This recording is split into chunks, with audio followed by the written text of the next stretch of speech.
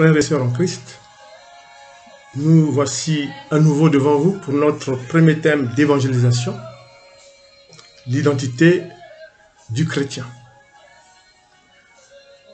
Les messagers du Christ, serviteurs de l'Éternel, moi-même frère Sari, évangéliste, conférencier, et la prophétesse Marie Bénie, nous sommes très heureux de vous retrouver et nous lançons donc cette campagne d'évangélisation par des thèmes inspirés par le Saint-Esprit d'une part et portant sur le sujet d'actualité. L'identité du chrétien est un sujet passionnant dans la mesure où on constate qu'effectivement l'homme s'éloigne de Dieu, surtout les chrétiens, puisque vous avez bien vu que l'affluence dans les lieux de culte baisse, la générosité baisse, associé à cela les calamités naturelles et la mondialisation qui complique la vie. Et évidemment, le chrétien doit se singulariser dans ces moments difficiles en se rappelant des préceptes du Seigneur, en se rappelant des commandements du Seigneur. Mais en fait, qu'est-ce que c'est que le chrétien? Ben, je prendrai le cas de nos prédécesseurs, qu'on appelait peuple de Dieu, puisque vous savez que la notion de chrétien apparaît avec le baptême. Donc dans l'ancien temps, il n'y avait pas le baptême, mais par assimilation avec le peuple israélite que Dieu a fait sortir d'Égypte, nous avons les mêmes normes, nous obéissons au même concept, au même précepte. Alors, je reviendrai tout à l'heure sur la notion de chrétien, mais en fait, les chrétiens, donc les baptisés, se sont appelés chrétiens à partir de la réunion qui a eu lieu à Antioche, sous l'égide des apôtres Pierre et Paul. Donc, ils ont commencé, ils ont pris ce nom de chrétien. Mais en fait, chrétien, pour être chrétien, le premier mouvement, c'est le baptême. Et vous savez que c'est avec la venue du Christ, notamment avec le baptême, avec Jean le Baptiste, le baptême de Jésus, que la notion de chrétien a vu le jour. C'est un sacrement qui a été créé par Jésus. Mais cela ne suffit pas, puisque vous devez savoir que chrétien suppose en dehors du baptême, croire que le Fils de Dieu s'est fait homme, et croire aussi en la résurrection du Seigneur. Il y a toujours des discussions pour savoir si on doit croire aussi à l'ascension. Mais bon, pour l'instant, c'est pas ça. Donc, il faut avoir ces trois-là. Le baptême, croire que le Fils de Dieu s'est fait homme, et ensuite, il est mort sur la croix pour racheter les conséquences de nos péchés, et il est ressuscité des morts. Ainsi défini, nous allons voir que est-ce que, à travers toute l'évolution du peuple chrétien et des chrétiens en général, nous avons toujours été à la hauteur de ce que Dieu recommande. En commençant par la Genèse, vous savez qu'il y a eu un péché, notamment d'Adam et Ève. Contrairement à ce que les gens pensent quand on dit qu'il y a eu le péché capital, le mot capital, ça ne veut pas dire qu'il y a eu un péché de connotation sexuelle. Non, non. C'est le plus grand péché que Dieu ne tolère pas, c'est l'orgueil. En effet, le diable par le serpent a dit à Ève que en mangeant le fruit de l'arbre de la connaissance, ils auront la même connaissance que Dieu et peut-être aussi les mêmes facultés. Et donc, ce péché d'orgueil, Dieu ne le tolère pas. Et de facto, Dieu a puni et a dit à Adam et Ève que vous perdez l'immortalité. Donc, vous pouvez mourir de maladie. Et en même temps, la nudité devient un problème. Donc, ils ont eu honte de leur nudité. Autrement dit, déjà, dans la Genèse, l'orgueil est un péché capital puisque Dieu le sanctionne très sévèrement. On le voit, par exemple, au moment de la construction de la tour de Babylone.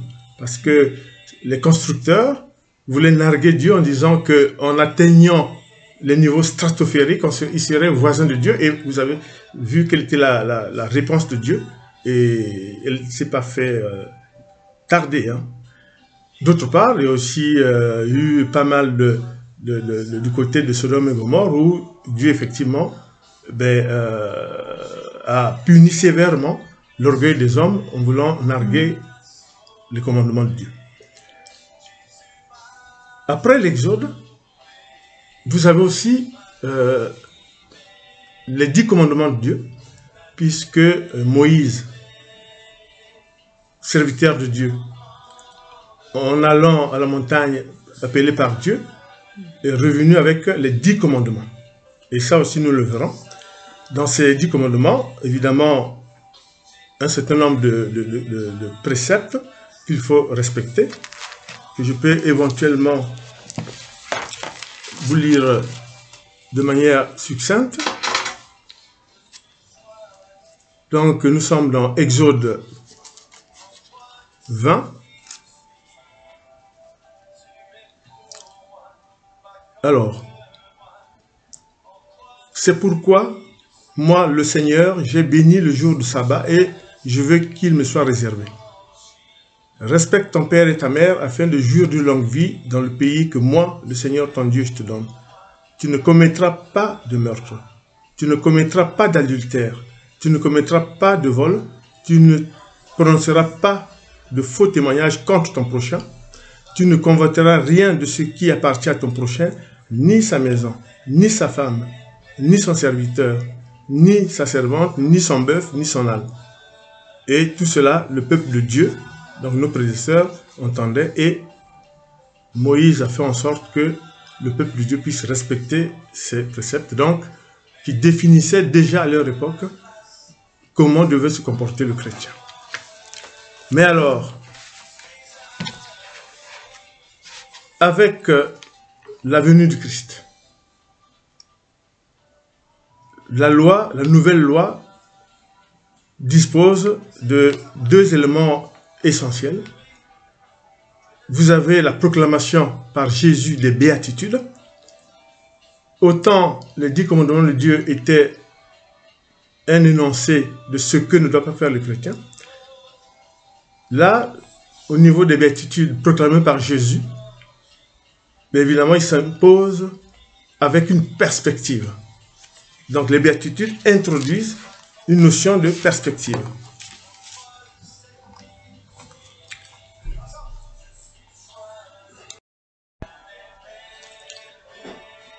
Et donc, dans Matthieu, chapitre 5, verset 2, il est dit, quand Jésus vit la foule, il prit la parole et leur donna cet enseignement. Heureux ceux qui sont humbles de cœur, car le royaume des cieux est à eux. Heureux ceux qui pleurent, car ils seront consolés. Heureux ceux qui sont doux, car ils recevront la terre en héritage. Heureux ceux qui ont faim et soif d'un monde juste, car ils seront comblés. Heureux ceux qui sont pleins de bonté pour les autres, car on sera plein de bonté pour eux. Heureux ceux qui ont le cœur pur, car ils verront Dieu. Heureux les artisans de paix, car ils seront appelés enfants de Dieu. Heureux ceux qu'on persécute à cause de leur combat pour la justice, car le royaume des cieux est à eux. Heureux êtes-vous quand on vous insulte, quand on vous persécute et quand on dit faussement toutes sortes de mal contre vous à cause de moi. Réjouissez-vous, criez votre joie, car une grande récompense vous attend dans les cieux. C'est ainsi en effet qu'on a persécuté les prophètes qui vous ont précédés. Donc voilà, comme je disais, les béatitudes, c'est en quelque sorte la carte d'identité du chrétien, puisque Jésus fixe des règles et en même temps une perspective à chacun de ces éléments. Alors, la question toujours qu'on se pose, est-ce que les béatitudes, c'est propre aux chrétiens? Non.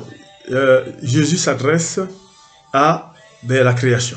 Parce que nombre de personnes dans le monde ont suivi ces préceptes, ont été des artisans de paix, ont été des donateurs. Je pense qu'à partir de là qu'on foisonnait les différents esprits avec des actes de bienfaisance Parce qu'effectivement, il y a une perspective, vous faites ça, et une perspective, vous savez ça. Donc, Jésus, par cet enseignement de béatitude, a montré quelle était la puissance de Dieu. Une fois dit cela, nous allons donc revenir sur un certain nombre de péchés, notamment la jalousie. Dans la jalousie, vous savez qu'il y a eu effectivement le cas de Caïn et Abel, puisque Caïn a tué Abel sur un coup de jalousie. Donc la jalousie, nous reviendrons aussi là-dessus, est un péché, n'est pas une attitude chrétienne. Voilà. Et vous avez aussi, toujours dans le cadre de des péchés et de l'attitude à ne pas avoir, c'est la méchanceté. Vous avez beaucoup de gens qui font du mal, mais quand ils sont chrétiens, c'est encore pire. Le chrétien ne doit pas faire du mal, car ce n'est pas l'enseignement reçu du Christ. Et vous savez qu'à chaque fois qu'il y a eu la méchanceté sur terre, Dieu a frappé. On a vu notamment comment, au temps lévitique et dans l'Exode, chaque fois que le peuple ne respectait pas les préceptes divins, Dieu le faisait savoir à Moïse et frappait. Et évidemment, Moïse, patriarche, a plusieurs fois sollicité la clémence de Dieu pour son peuple. Autrement dit, déjà dans l'Ancien Testament, Dieu fixe les bases du comportement du chrétien par les 10 commandements.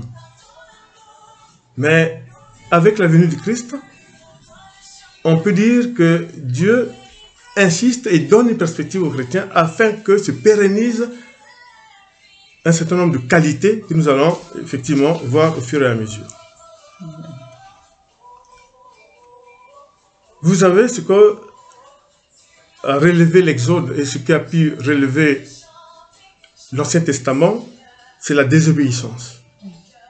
Le chrétien ne doit pas être désobéissant, pas seulement envers Dieu, mais aussi envers ce qui est établi par les Écritures et par les enseignements du Christ. On voit des personnes qui, parce qu'ils brûlent un feu rouge, rien n'est arrivé, ils disent « Ah, Dieu était là.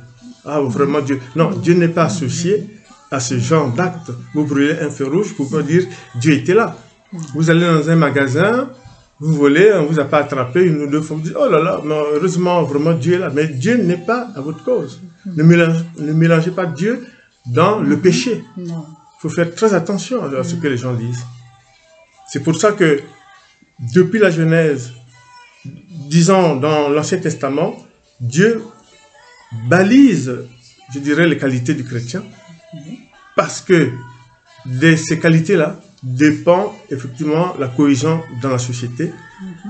Si vous faites preuve de charité, évidemment, il y aura des personnes moins de laissés pour compte, moins de laissés au bord de la route. Et cette générosité pourra effectivement permettre d'élever et de former de nouvelles générations dans ces actes de bienfaisance et de partage. Amen. Nous arrivons donc au temps moderne. Donc Jésus vient pour sauver le monde et énumère un certain nombre de préceptes. Et vous savez que parmi l'enseignement du Christ, il y a eu plusieurs formes. En dehors des béatitudes, il y a eu les paraboles et il y a eu des enseignements directs au niveau des synagogues, au niveau de même devant la foule, à l'air libre, sur la montagne.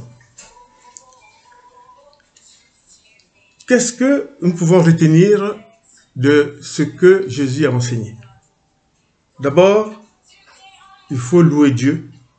Il y a plusieurs fois les disciples lui ont demandé comment faire pour louer Dieu et il leur a enseigné en fait comment prier. Il faut prier. Bien sûr, il y a le Notre Père, mais Jésus a aussi bien, après avoir effectivement écrit et enseigné le Notre Père, il a bien dit que l'initiative revenait à tous les chrétiens d'apporter leur prière vers le Créateur. Donc, prier est un commandement de Dieu. Il ne faut pas se détourner de cela. Parce que nous savons que les tentations sont grandes actuellement avec le développement de nouveaux outils de la communication de l'information, avec la mondialisation et le capitalisme effréné. Il est évident que les choses deviennent difficiles et il y a plusieurs tentations. Les nouvelles sur les plateaux télé défraient la chronique pour les chrétiens, mais ils doivent tenir. Ils doivent tenir parce que les enseignements qu'a laissé le Christ nous permettent de tenir.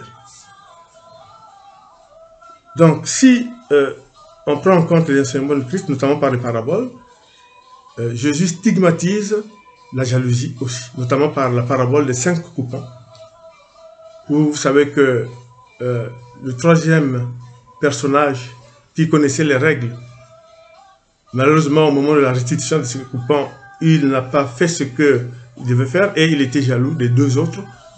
Et la jalousie vient en fait, premièrement de notre mauvais comportement, puisqu'on oublie les règles de jeu fixées. Et puis d'autre part, c'est de l'égoïsme. La jalousie traduit tout simplement l'égoïsme en soi, alors qu'on connaît les règles, on connaît ses limites, et on est jaloux. Ça, c'est la parabole des 5 coupons. Et puis, sans revenir sur l'affaire de Caïn et Abel. Voilà. Ensuite, vous avez aussi les errances sexuelles. Mais ça, ça fera partie tout à l'heure d'une communication de la prophétesse sur cette question. Les questions relatives à le ministère de la femme et des familles. Jésus a mis aussi fin aux offrandes d'animaux, puisque vous savez que dans l'Ancien Testament, il y avait pas mal d'offrandes d'animaux, et avec l'arrivée du Fils de Dieu, il n'y avait plus d'offrandes d'animaux. Et Jésus s'est offert lui-même un agneau de Dieu pour racheter les conséquences de nos péchés. Donc, il faut avoir une attitude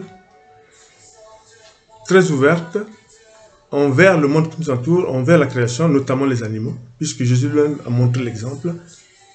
Il n'y a plus de sacrifices d'animaux, plus d'holocauste, parce que c'est la création, et le Christ lui-même a enseigné, et nous devons suivre ça. Et évidemment, cela donne quoi? Cela donne en perspective d'avoir des attitudes positives vis-à-vis de l'environnement. Voilà. Et on peut dire que Jésus est le premier à nous avoir enseigné à respecter la nature. Donc, il faut savoir ça.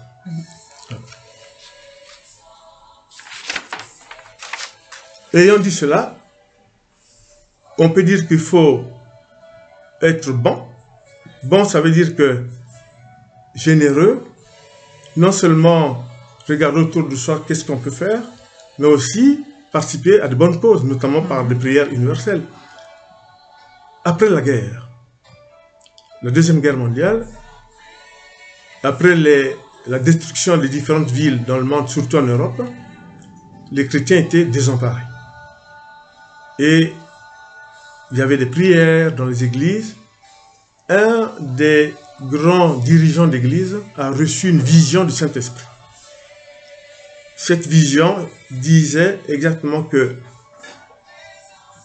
Dieu était surpris du fait que les chrétiens étaient individualistes, alors que c'était l'occasion de penser aux souffrances à travers le monde après la guerre, en période post-guerre.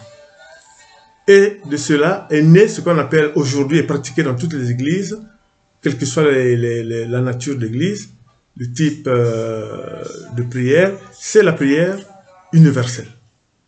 La prière universelle est une recommandation expresse de Dieu. Je ne voudrais pas citer le chef d'église, mais vous retrouverez ça dans les livres d'histoire. Il y a eu une vision, le Saint-Esprit a intimé l'ordre aux chrétiens de pratiquer la prière universelle pour se souvenir qu'à travers le monde, il y avait la souffrance et cette prière montait vers Dieu. Et cela était la marque qu'il y avait une solidarité entre les chrétiens dans la prière universelle. Très important. Vous avez aussi la qualité d'être travailleur, pas paresseux. Ceci est très important. Le Christ était travailleur. Et il faut avoir le courage. Souvenez-vous que le Christ a envoyé les prophètes évangéliser. Il leur a dit d'aller évangéliser jusqu'aux confins du monde. Mais en même temps, il leur a dit, vous allez dans les lieux où vous êtes nés pour évangéliser. Donc, il faut avoir du courage.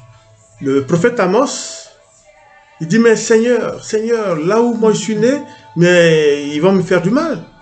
C'est pas possible. Que dit Jésus? Mais Jésus dit non. Moi, nul n'est prophète ce soir. Ça, c'est la première réponse de Jésus. Nul n'est prophète ce soir. Donc, c'est un terme de Jésus. Et puis ensuite, Jésus ajoute, moi, je suis de Nazareth, mais malgré l'hostilité dont j'ai été l'objet, j'y ai enseigné, j'y ai professé. C'est le courage. Donc, Jésus nous enseigne à être courageux. Et ça, c'est très important. Alléluia. Il faut être courageux. Il faut être persévérant. Le chrétien doit être persévérant. Et c'est la parabole du figuier stérile. Hein, Luc,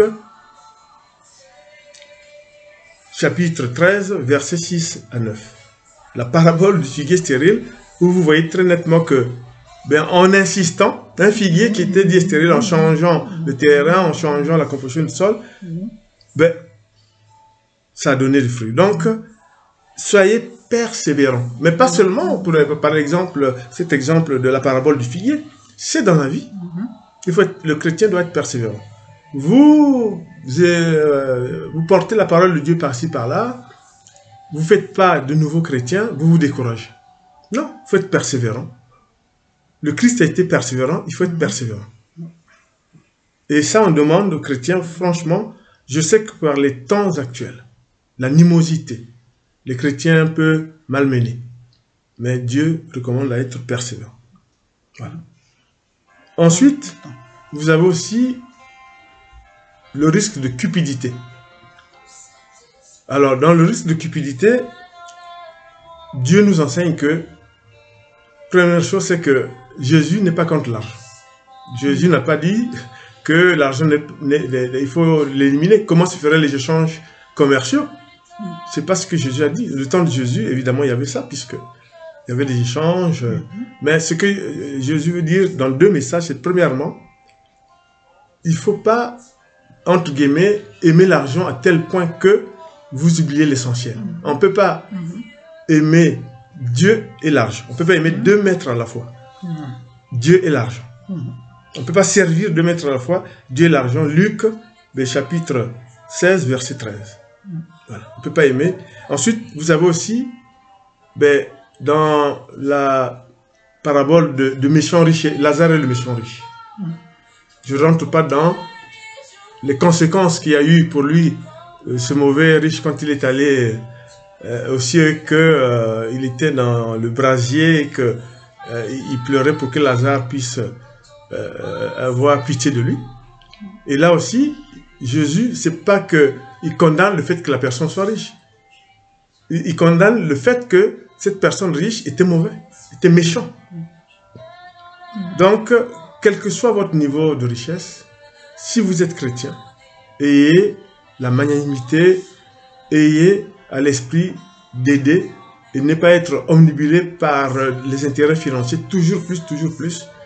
Et là, par la parabole de Lazare et le méchant riche et le chapitre dont je venais de vous parler de Luc, chapitre 16, verset 13, où on ne peut pas servir deux maîtres, Dieu et l'argent. Donc cela introduit le péché, donc il faut éviter le péché de cupidité. Toujours de calcul financier,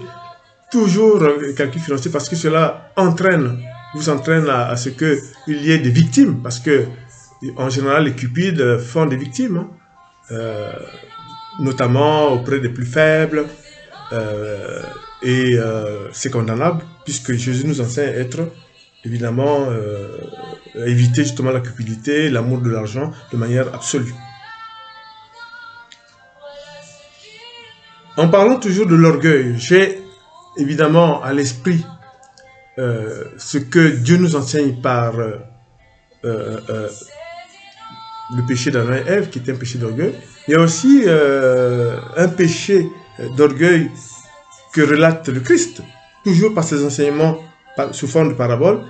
C'est la parabole du pharisien et du publicain allant au temple, se rendant au temple, pour être écouté par Dieu, exaucé par Dieu. Ben, le pharisien, ben, il dit, moi je paie les impôts, moi pharisien, partout, rien n'est à me reprocher, je jeûne au moins plus de 2 jours par semaine. Et le publicain, il était dans une constriction, il était tout ému, il a fléchi son genou, il a tenu sa poitrine en disant qu'il était dans l'humilité. Il faisait son jeûne 1 fois par semaine et que, avec le peu qu'il avait, tout autour de lui faisait du bien. Et qui Jésus a écouté? Bien, le publicain. Autrement dit, la vanité et l'orgueil qui vont ensemble, ben, c'est des péchés et ne servent à rien aux yeux de Dieu. Le chrétien doit éviter la vanité et l'orgueil. Moi, je. Et là, dans cette parabole ben, du pharisien et du publicain se rendant au temple, vous lisez, vous voyez bien que c'est Luc, chapitre 18, versets 9 à 15. Évidemment, ben, c'est le publicain que Dieu a écouté. Et dans cette parabole qui est très riche, on voit très bien comment Dieu nous incite vraiment à être humble. Il faut être humble. Il ne faut pas dire, moi, je fais le jeûne plus de temps par semaine, etc. Et malheureusement, c'est pas ça. Et puis, il y a un autre aspect aussi. On est chrétien, il faut être constant dans la foi. Il faut être constant dans la foi. Ce qui est très important. Parce que la foi a baissé tout simplement parce que ben, on est matraqué par la communication, on est matraqué par le capitalisme effréné, on est matraqué par tout autour la folie des richesses. Mais le chrétien doit rester constant. Il y a aussi, quand je dis constant par rapport à la foi, c'est le respect de la parole de Dieu. C'est là où j'arrive à la notion de blasphème. Et le Christ lui-même aussi l'a enseigné. Quand les disciples ont posé la question au Seigneur, en disant, mais qu'est-ce que c'est que le blasphème? Ben, vous savez quelle était la réponse de Jésus. Il a dit, moi, fils de Dieu, on peut évidemment parler mal de moi, vous serez persécutés à cause de moi. C'est grave, mais ce n'est pas aussi grave que si vous parlez mal de Saint-Esprit. Ça, ce serait le blasphème. Autrement dit, la dimension entre nous d'hommes, Jésus, quand il parle, il est homme. Sur terre, il dit, vous injurerez le Fils de l'homme. Ce n'est pas de même nature, mais si vous vous en prenez au Saint-Esprit, c'est un blasphème. La colère de Dieu sera implacable. Et c'est là où on peut dire que le chrétien doit avoir toujours à l'esprit de respecter la parole de Dieu et d'avoir toujours à l'esprit que le respect de ce respect dépendra de la clémence de Dieu et dépendra de ce que Dieu pourra faire pour lui. Donc, attention aux notions de blasphème. On en arrive aussi à la situation du comportement individuel des chrétiens, notamment au niveau des familles, au niveau du mariage, au niveau de la communauté. Je poursuivrai tout à l'heure sur d'autres aspects, mais je pense que la prophétesse Marie Bénie va prendre la parole pour tenir donc ce sujet d'évangélisation sur le ministère de la femme en parlant effectivement des aspects du mariage et du comportement en couple. Amen. Amen. Oui, comme l'évangéliste a dit, voilà, pour la suite, je vais prendre Genèse 2, versets 18 à 19.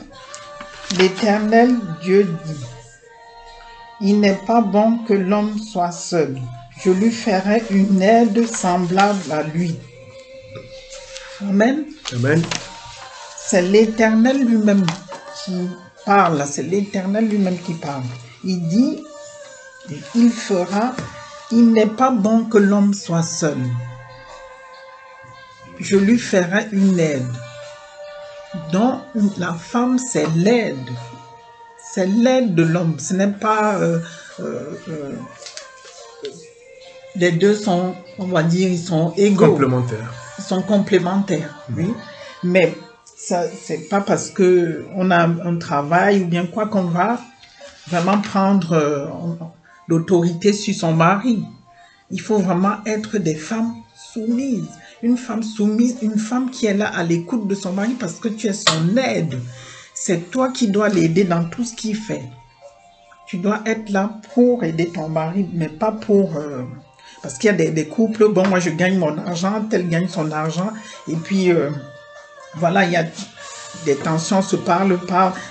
Ce n'est pas ça que Dieu a voulu. Dieu a voulu que la femme soit vraiment l'aide de l'homme, qu'elle soit l'aide pour son mari. Ce n'est pas...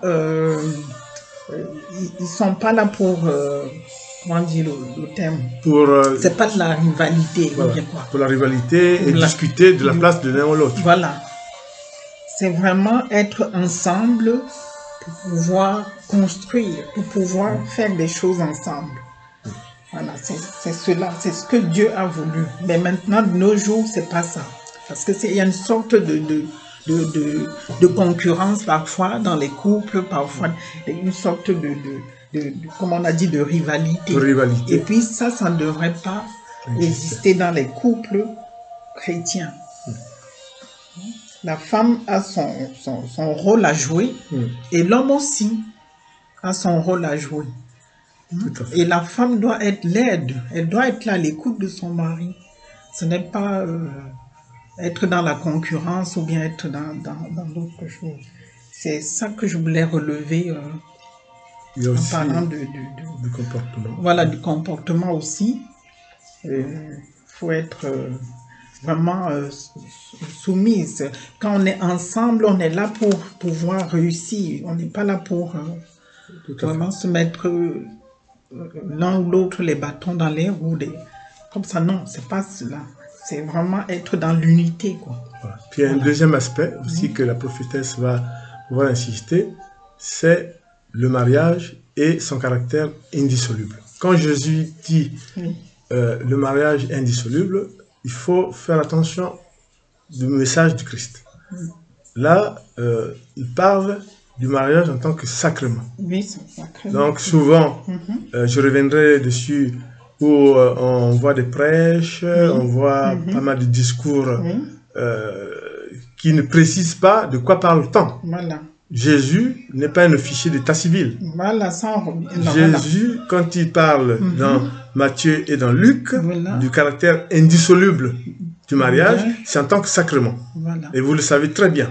Par contre, est-ce qu'il y a des obligations? Et là, je pense que la prophétesse a quelque chose à dire, notamment sur le caractère d'adultère des uns des autres.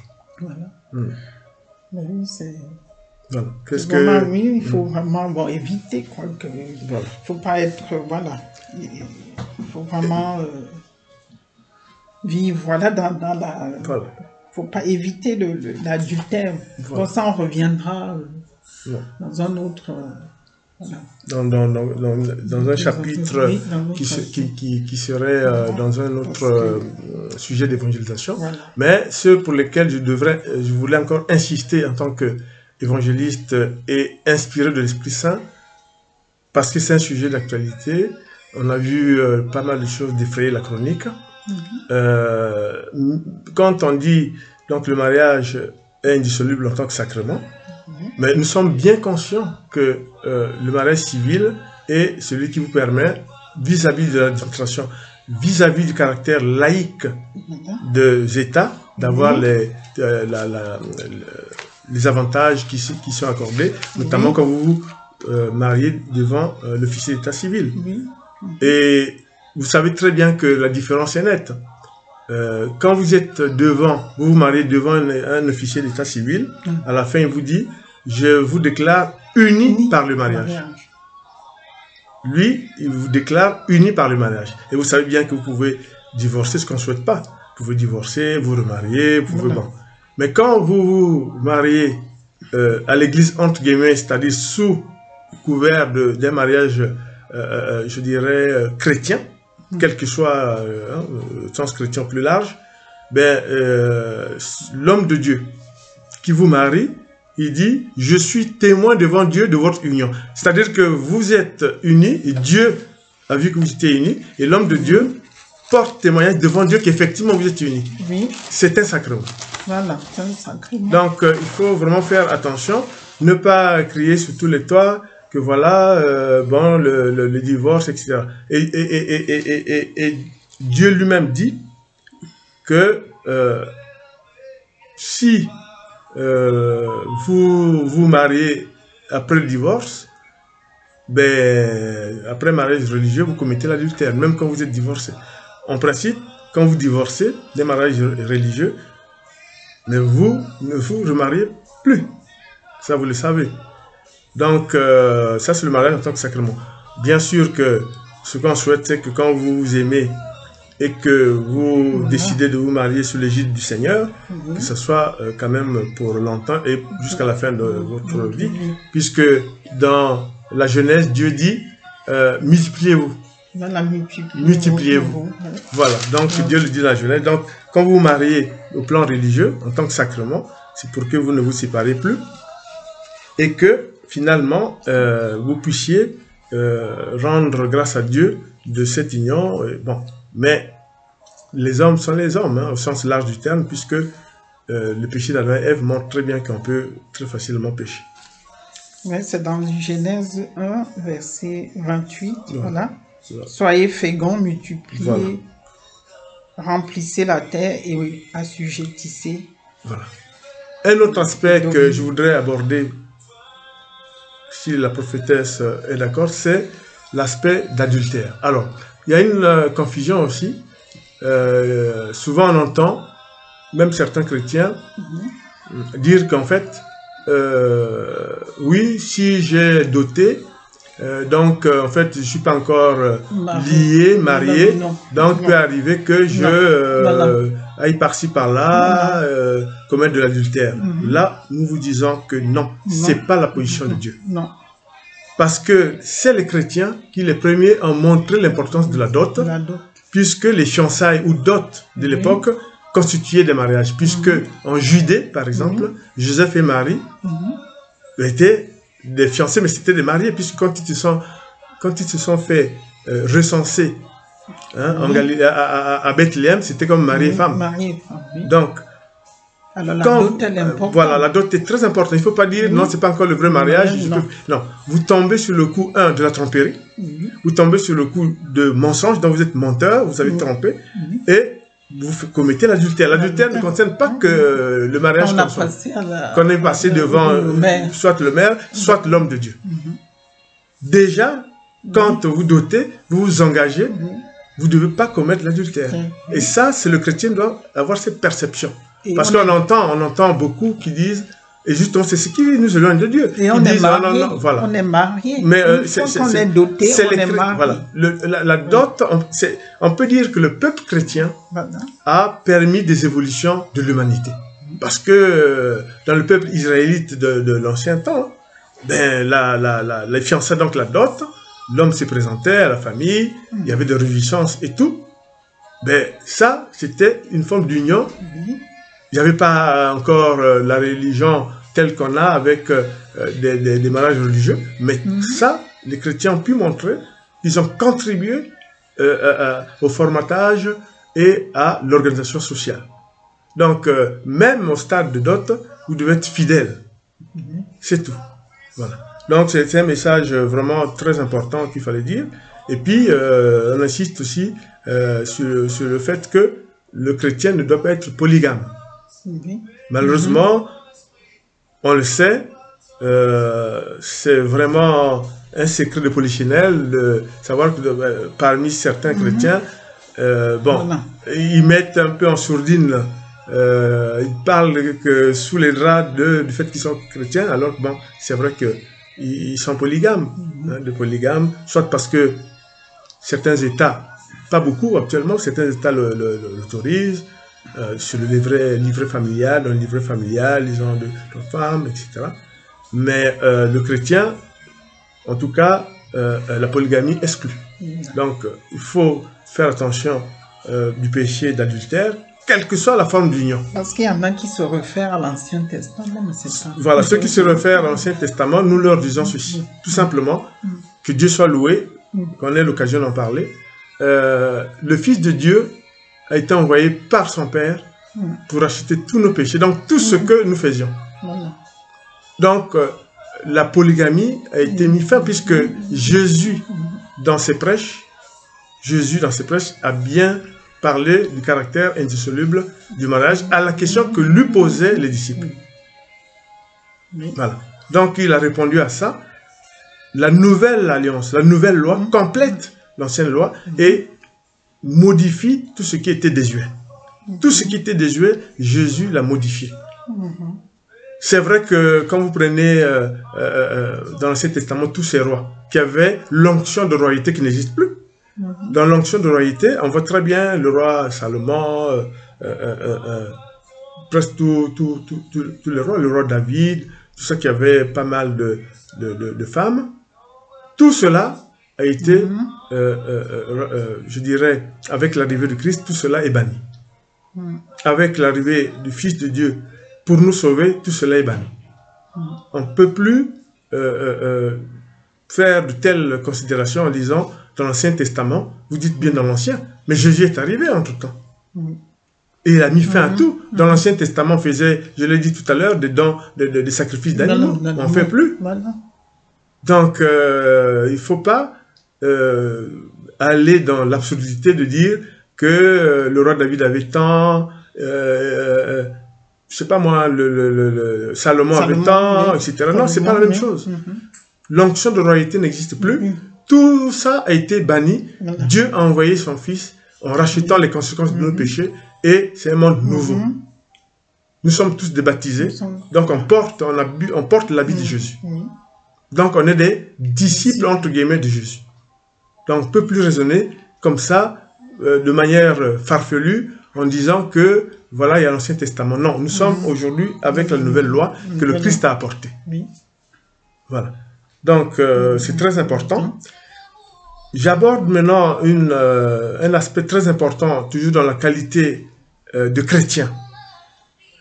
Il y a aussi le comportement de nous autres hommes de Dieu. Ceci est l'inspiration de l'Esprit Saint. Vous savez que les baptisés devant Dieu, ils sont tous égaux. Dans Galates chapitre 3, versets 27 à 29, Dieu dit qu'il y a, rapporté par l'apôtre Paul, qu'il y a égalité entre les baptisés. Mais cela ne veut pas dire, évidemment, qu'il n'y a pas de hiérarchie sacerdotale. Vous savez bien, des chrétiens et des gradés dans le cadre d'une église, des prêtres, des pasteurs. Vous avez une hiérarchie non sacerdotale, notamment vous avez des prophètes qui ont eu ce don selon des mécanismes que je pourrais revenir tout à l'heure. Vous avez des évangélistes, vous avez des docteurs, donc vous avez une hiérarchie qui n'est pas sacerdotale, qui existe, mais attention, devant Dieu, les baptisés ont l'égalité entre eux. Mais il faut respecter effectivement cette hiérarchie. Cela découle tout simplement du respect entre les hommes, tout simplement entre les chrétiens, mais entre les hommes, entre les créatures de Dieu. Mais vous ne pouvez pas, par exemple, en étant homme ou femme de Dieu, comme nous le sommes, appelés de Dieu, utiliser ça pour dire des choses dans le sens, puisque Paul et l'apôtre Pierre l'ont très bien dit, si vous utilisez un langage qui n'est pas de Dieu, vous serez entravé. Vous serez entravé. Ceci veut dire quoi? Ça veut dire que même si vous pensez que vous avez une révélation, il faut bien réfléchir avant de vous engager à dire qu'il y a une révélation. Je donne un exemple. Il peut vous arriver, et on a vu, c'est le cas d'une sœur en Christ qui a vécu ça.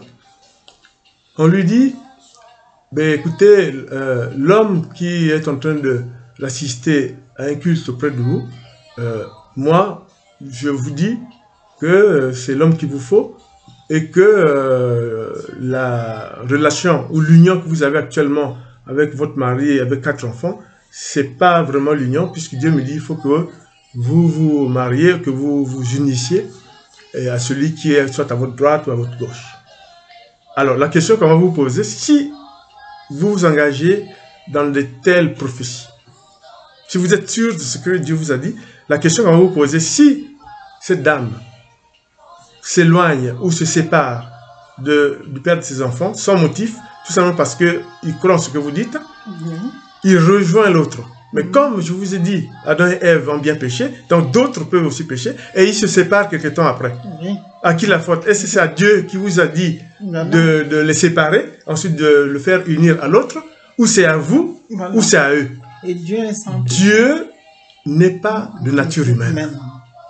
Retenez cette leçon qui vraiment m'est inspirée par le Saint-Esprit. Dieu n'est pas de nature humaine. Vous causez pas à Dieu, ce n'est pas un ami, ce n'est pas un copain. Et puis c'est quelque chose qui a cassé beaucoup de couples. Voilà, qui a cassé beaucoup de couples. Et c'est pour ça que je vous le dis en révélation du Seigneur. Dieu n'est pas de nature humaine. Il est implacable, qui que vous soyez. Il est implacable. Donc si vous mettez sur le dos de Dieu, d'abord une séparation, donc un divorce. Ensuite, vous faites marier à un autre. Et ça ne marche pas, qui est responsable? Dieu ne pêche pas. Dieu ne pêche pas. Et là, je peux vous dire que la riposte du Seigneur sera implacable. Vous avez vu que par exemple, quand vous voyez, quand l'apôtre Paul était à Corinthe, il expliquait pourquoi est-ce qu'il y avait beaucoup de morts dans une ville. Il a dit, c'est parce qu'il y avait beaucoup de péchés. Et il y a une relation, une corrélation entre le mauvais comportement des gens et la punition qui était marquée, caractérisée par une augmentation du nombre de morts. Lisez 1 Corinthiens 11, versets 26 à 33. Et vous comprendrez que la sentence de Dieu est implacable. Évitez, autant que faire se peut, de faire ce genre de présage, parce que c'est pas sûr. Par principe, moi, évangéliste, je ne suis pas sûr, je ne suis pas convaincu, tel que Dieu nous parle, qu'il puisse vous inciter comme ça, directement à faire séparer les uns et les autres, sans garantie que là où cette personne ira s'unir à nouveau, il n'y aura pas de séparation. Mais en cas de séparation, vous mettez ça sur le dos de qui? De Dieu, qui vous a dit de les séparer. D'abord, Dieu les sépare, quelquefois ils sont mariés depuis 20 ans. Ils ont peut-être 4 enfants. Il va créer la désolation. Dieu n'est pas de nature humaine. Il ne faut pas l'associer à nos bêtises. Nous sommes hommes de Dieu, gardons la foi et exerçons. Et là, à ce propos aussi, j'enchaîne en disant faisons attention. Le message de Dieu est clair. Tout à l'heure, je dis il n'y a pas de hiérarchie entre les baptisés. Dieu, quand il vous fait un don spirituel, il vous révèle un don spirituel, que vous êtes installé, et Dieu dit très bien que vous ne devez pas travestir sa parole. Vous devez dire sa parole telle qu'elle et rien que sa parole. Et c'est très important. Je ne veux pas m'attarder à vous lire des références bibliques. Paul l'a dit très bien. Il dit, si vous êtes faux pasteur, faux docteur, faux évangéliste, faux, etc., etc., vous serez entravés. Aucune de vos paroles ne marchera. Vraiment, faisons attention. C'est pour ça que j'en appelle effectivement nous tous, dans l'identité du chrétien, dans l'identité des hommes de Dieu, de nous ressaisir car les attaques sont vraiment très importantes, surtout de ce qu'on appelle l'ange de lumière, le démon. Oui. Et que moi j'appelle le faux prince de lumière. J'aurai l'occasion de revenir par la puissance de Dieu, comment Dieu arrive à l'anéantir, mais il est tenace. Il est tenace parce que même du temps de Jésus, par Judas Iscariote, vous savez très bien qu'il a trahi Jésus et l'a vendu. Mais, comme le dit Jésus, c'était écrit, puisqu'il l'a dit au moment de sa passion. Cela a été écrit. Et puis, un aspect très important, c'est que les enseignements du Christ concernent la création. Nous tous chrétiens, mais toute la création. Vous vous souvenez que, par exemple, parce que les gens souvent disent « Ah non, non, mais bon, nous, on n'est pas très croyants. » Bien sûr. Que dit Dieu quand il y a eu, effectivement, quand il a créé le monde? Évidemment, Dieu dit, vous avez la liberté, une fois que Adam et Ève ont commis le péché, il dit, vous avez la liberté de croire ou pas croire. Et vous devrez exprimer votre foi. Dieu est magnanime, puisque nous vivons, il y a des gens qui croient en lui, d'autres qui ne croient pas en lui, mais ce n'est pas pour autant qu'ils ont des punitions de Dieu. Donc tout le monde est à la même enseigne. Donc le respect de Dieu est universel, même si ça ou là, évidemment, il y a des gens qui peuvent tenir des propos blasphématoires. Le secret de Dieu, c'est seul Dieu qui sait quelle pourrait être la réponse à cela.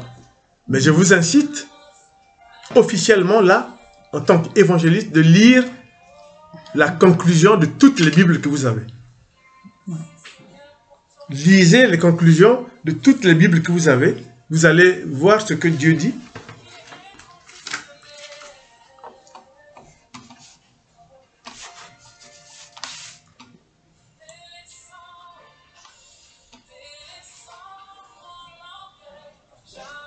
Donc, en revenant à ce que je vous disais, la conclusion de toutes les Bibles,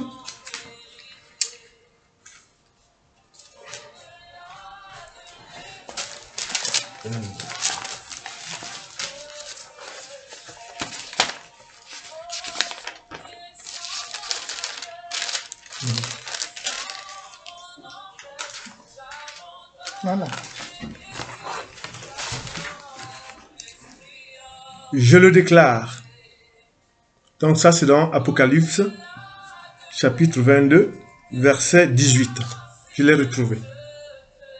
Je le déclare à quiconque entend les paroles de la prophétie de ce livre. Si quelqu'un y ajoute quelque chose, Dieu le frappera des fléaux décrits dans ce livre. Et si quelqu'un retranche quelque chose des paroles du livre de cette prophétie, Dieu retranchera sa part de l'arbre de vie et de la ville sainte, et des choses qui sont écrites dans ce livre. Celui qui atteste ces choses dit, oui, je viens bientôt, amen, viens Seigneur Jésus, que la grâce de notre Seigneur Jésus-Christ soit avec vous et vous tous. Donc, c'est pour vous dire que, pour nous croyants, ces choses sont très importantes, mais pour les non-croyants aussi, parce que Dieu leur a donné la liberté de ne pas croire en lui. Quel Dieu merveilleux, quel Dieu miséricordieux, qui donne déjà cette possibilité de croire ou pas croire. Amen. Amen. Quelles sont donc, pour terminer, les qualités du chrétien? Bon, nous en avons fait le contour, et nous insistons sur le fait que les écrits et les enseignements de Christ sont là. Je pense que l'orgueil, la vanité sont à bannir. Je pense que la tromperie et le mensonge sont à bannir. Je pense que la constance et la fidélité dans la foi envers le Christ et envers Dieu et envers le Saint-Esprit doit être pour nous une constance. Amen. Et il faut rendre grâce à Dieu de tous ces actes en pensant toujours et toujours à être généreux. Dans le monde difficile, dans ce monde si difficile, il est très important que le chrétien se singularise. Et évitant d'aller dans des écarts de langage qui peuvent discréditer nos paroles des uns des autres, surtout pour nous qui sommes des appelés de Dieu. Attachons-nous uniquement à l'enseignement du Seigneur pour dire ce qu'il faut. Et Dieu nous protégera pour ça. Et pas inventer des choses qui ne sont pas... Voilà. Donc souvenez-vous que, comme disait l'apôtre Paul, Dieu peut nous entraver. Oui. Si nous pervertissons sa parole, si nous modifions sa parole, Dieu peut nous entraver. Et la réponse de Dieu, elle se fait connaître à travers toute la Bible. Elle se fait connaître à travers toute la Bible. Et je ne voudrais pas revenir sur des écrits bibliques en disant que ce qu'on peut retenir de ce premier thème d'évangélisation voulu par le Saint-Esprit, c'est que l'homme, et surtout le chrétien, doit se rapprocher de Dieu par une bonne conduite, par l'assiduité à la prière, et surtout en montrant l'exemple dans ce monde difficile. Et pour nous, hommes et femmes de Dieu, nous devons toujours, en toutes circonstances, essayer d'être à la hauteur de l'appel. C'est très important, pas de discussion inutile. Souvenez-vous du message du Christ pour les hommes de Dieu. Il a envoyé les apôtres, pas simplement un à un, il leur a dit, par groupe de 2, allez évangéliser. Donc, il y a un travail associatif. Un travail associatif. Voilà. Donc, pas d'individualisme caractérisé. Pas de vaines paroles, d'animosité particulière. On sert la cause de Dieu. Concurrence. Pas de concurrence. Il faut s'en tenir uniquement qu'à la parole. Allez évangéliser le monde, allez à 2 par 2 avec courage. Là où on ne vous recevra pas, qu'est-ce que vous faites? Vous tapez vos 2 pieds, la poussière, vous laissez là la poussière. Mais le jour du jugement dernier, dit le Seigneur, eh bien, je traiterai ces gens comme j'ai traité les gens de Sodome et Gomorrhe. Bon, ça fait partie aussi de l'humilité. Ça fait partie aussi de l'humilité. Voilà. Donc, le thème d'évangélisation voulu par le Seigneur, nous avons fait le contour en donnant des textes bibliques. On pouvait encore aller plus loin, mais ça tirera en longueur. Les messagers du Christ, serviteurs de l'Éternel, vous donc, vous souhaite de revoir ce thème d'évangélisation que nous avons traité, qui est complexe, mais qui est à la fois compréhensible, en prenant sur vous les messages forts et ce qu'il faut éviter pour le chrétien et pour les hommes et femmes de Dieu. On ne doute pas que l'appel que vous avez eu, c'est parce que Dieu vous fait les dons, c'est parce que, mais Dieu aussi, ben, en retour, évidemment, regarde ce que nous faisons. Oui, et nous pouvons être entravés. Oui. Béni soit le Seigneur de toutes ses œuvres. Béni soit le Seigneur de nous avoir appelés. Béni soit le Seigneur de nous donner ce courage de continuer jusqu'au dernier souffle de notre vie. Et que la paix du Seigneur soit avec nous tous. Et la prophétesse, c'est moi je dis Amen. Soyez tous bénis. Que la grâce de Dieu et la faveur soient votre partage. Au nom puissant de Jésus. Et à la prochaine fois. Amen. Soyez à la tous prochaine. bénis. Shalom, shalom à tous. Et merci d'avoir été avec nous. Que le Dieu créateur tout-puissant nous protège, nous protège, nous protège. Amen. Amen. À la prochaine séance d'évangélisation.